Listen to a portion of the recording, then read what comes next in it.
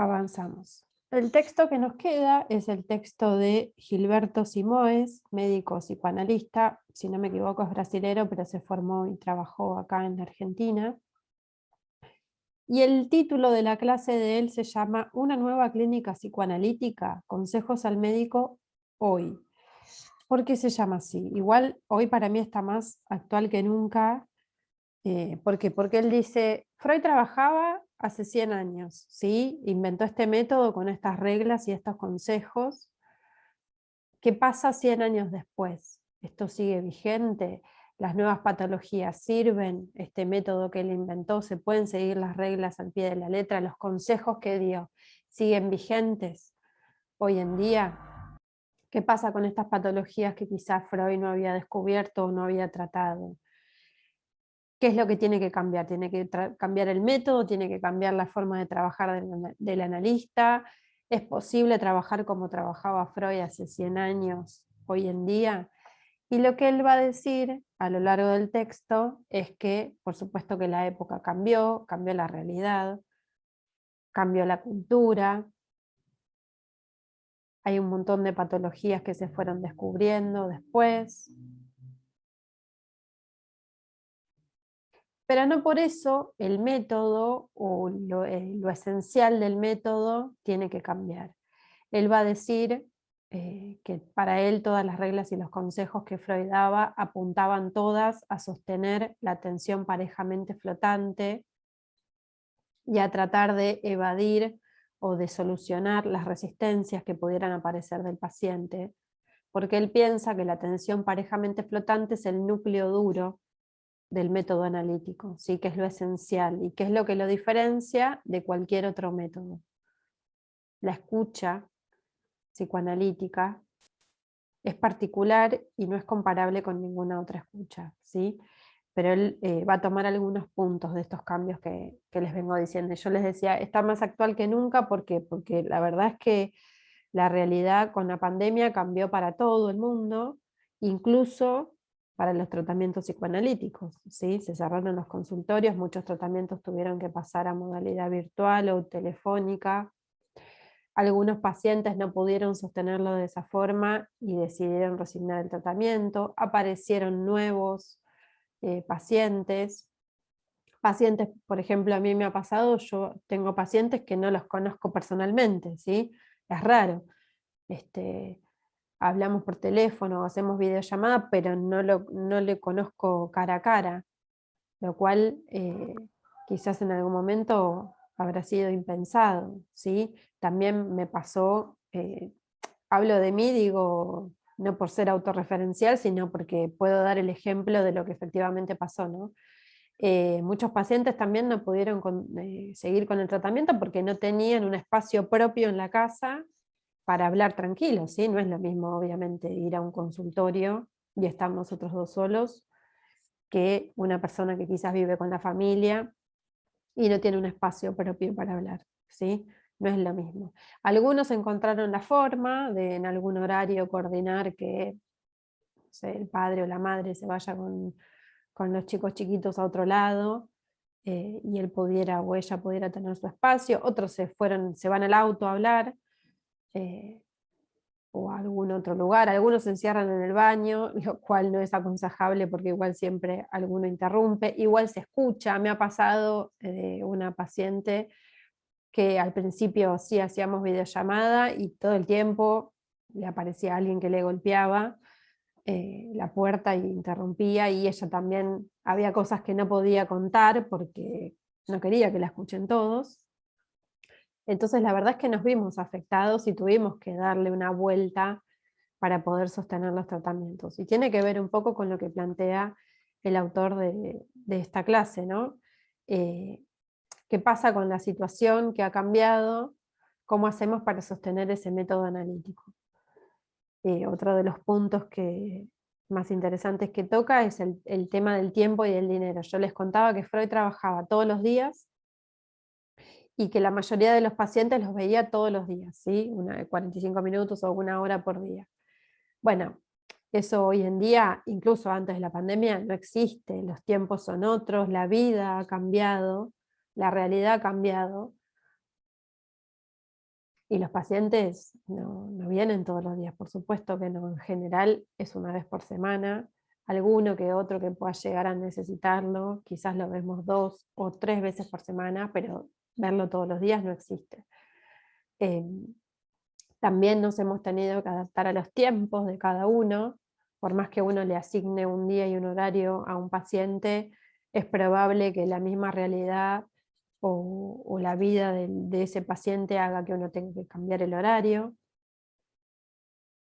Las diferentes crisis que han pasado los países, sobre todo el nuestro, también ha hecho que algunos pacientes no pudieran sostener el hecho de venir semanalmente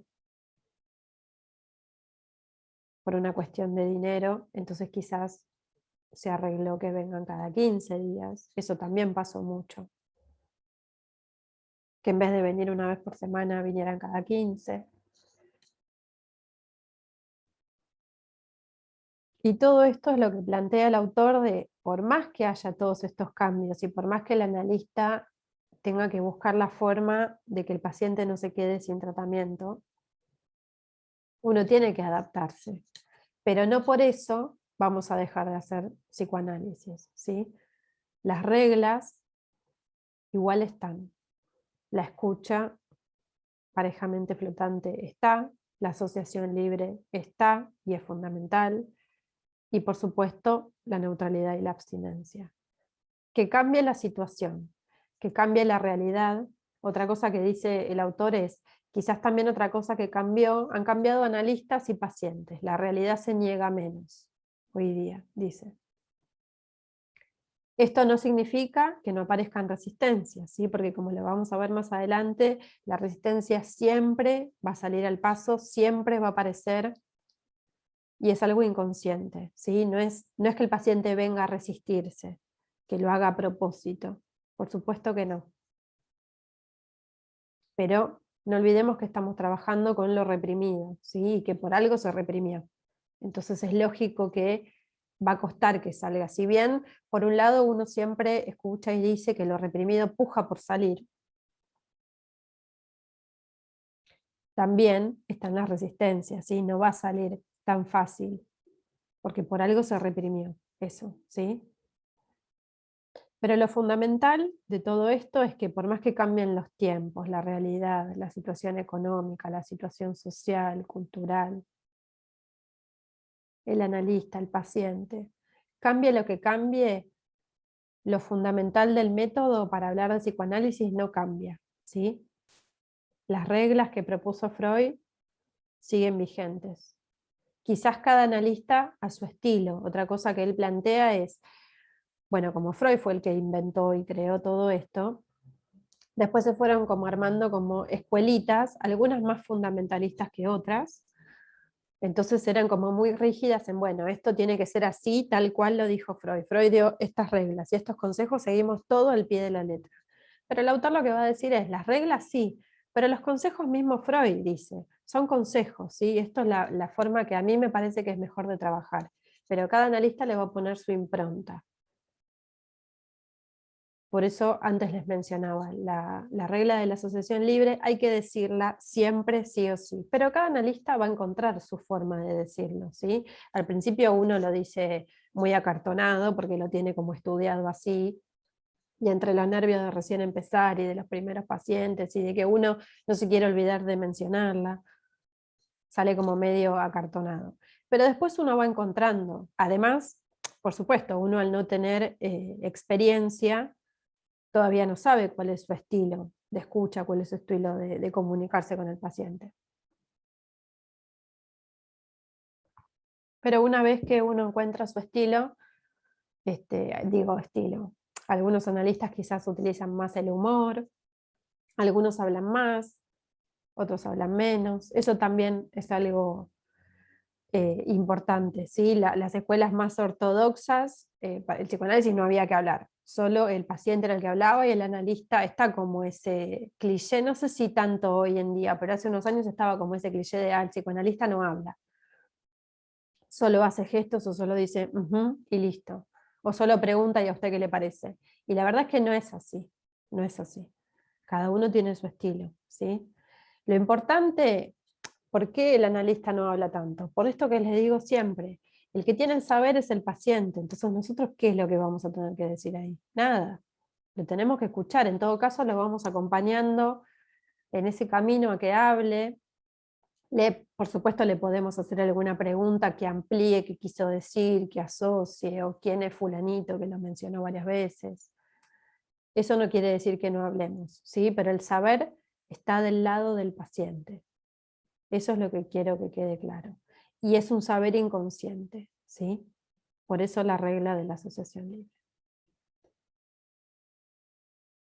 Bueno, esto es lo más importante de este texto. Me gustaría escucharlos un poquito a ustedes, aunque no lo hayan leído, qué les parece, o qué opinan, o qué dudas tienen. Si ya lo habían escuchado, no sé quién quizás sabe algo más de psicoanálisis que otro. Los escucho.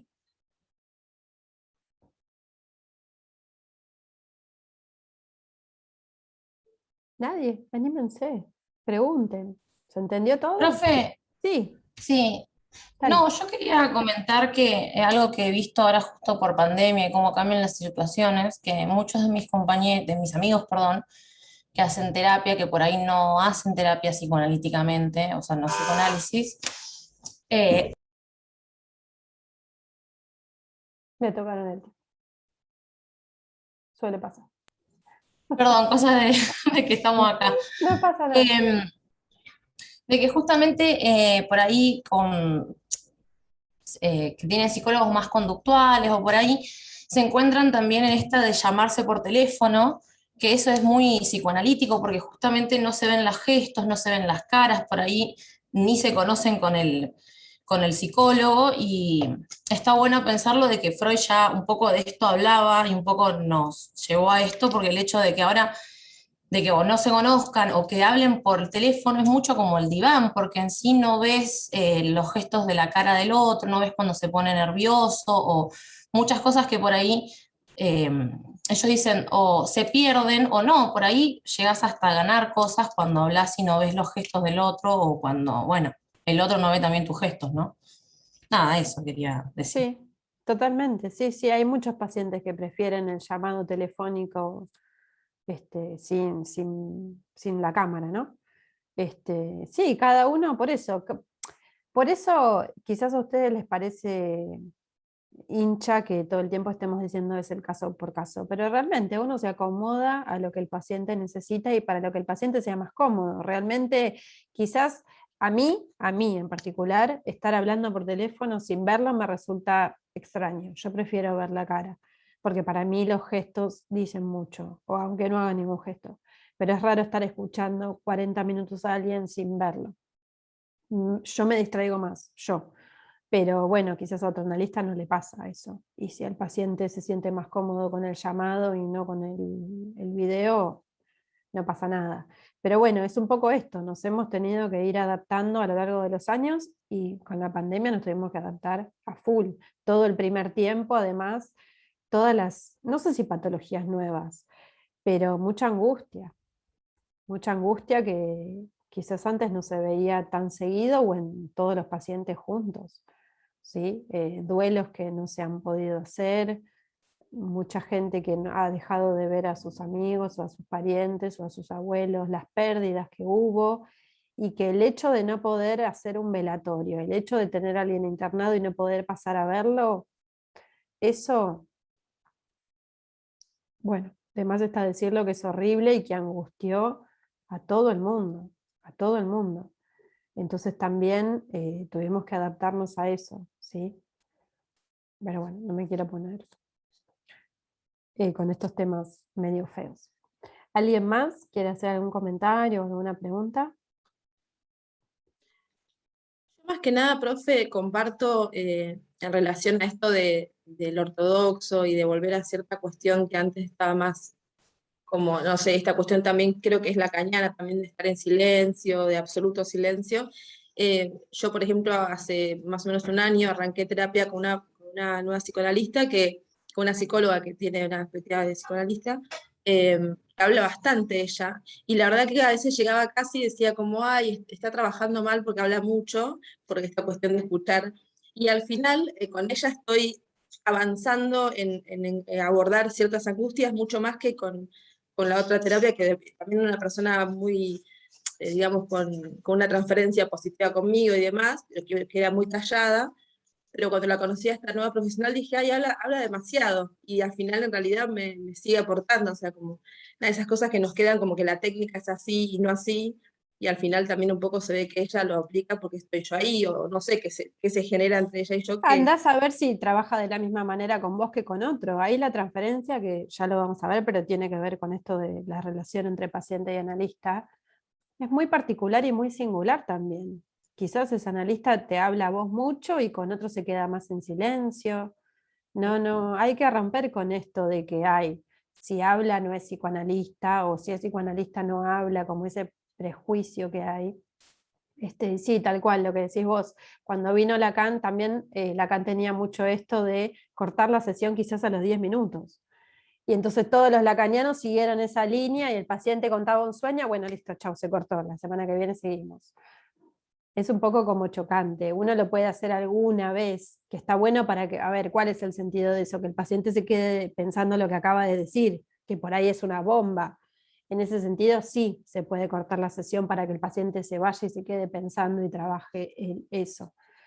Pero de ahí a que todas las sesiones vayan a durar 10 minutos, es otra cosa. Cada uno tiene que encontrar su estilo, pero siempre respetando a la persona que tiene enfrente y lo primordial es el tratamiento, no seguir reglas. No porque se pierde el fondo con eso, se pierde el objetivo que tiene el psicoanálisis, que en todo caso es aliviarle el padecimiento al paciente, ¿sí? No, ya pasaron 10 minutos, bueno, lo corto, porque si no, no soy lacaniana. No, eso para mí es una pavada. Bueno, en relación a eso del psicólogo que tiene que quedarse, el psicoanalista que tiene que quedarse en silencio, a mi hermana le había pasado que justamente a ella le costaba hablar y el psicoanalista tampoco hablaba. Y entonces esos silencios la ponían más incómoda y terminaba más angustiada después de las sesiones que en vez de aliviarle la angustia. Mientras que contaba que por ahí la chica que venía antes de ella se notaba que hablaba mucho y como que estaba más aliviada y todo, y es como, sí, pero a ella ese estilo no le servía, justamente la angustiaba más. Claro, bueno, también está como ese estilo de incomodar al paciente. Y qué sé yo, no sé, a mí no me da para hacer eso. Puede ser alguna que otra vez, bueno, puede ser, quizás eso haga que se anime a hablar algo, pero hacer un silencio donde ves que el paciente se está poniendo incómodo, ¿qué sentido tiene? No sé. No, para mí no se avanza en nada eso. También están las personas que vienen a hablar y cuentan lo que le pasó en la semana y no salen de ahí. Pero bueno, qué sé yo, cada uno le servirá eso, no sé. Pero me parece que lo importante es esto de no seguir algo estereotipado solo porque Freud lo inventó así, entonces es así. No. Si no, no estaríamos hablando del caso por caso y de la singularidad de cada persona. ¿Alguien más quiere aportar algo?